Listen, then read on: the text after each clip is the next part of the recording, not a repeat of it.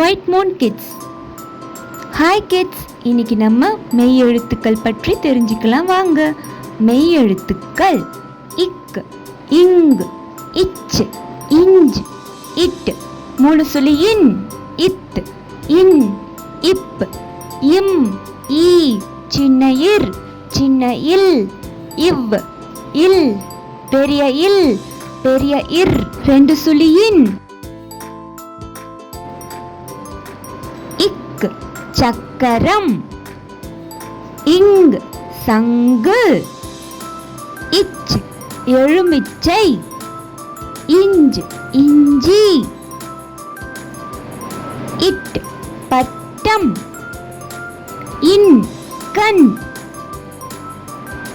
இத் வாத்து, இன் பந்து, இப் கப்பல், இம் பம்பரம், ஈ நாய், இர் தர்பூசணி, இல் சேவல்,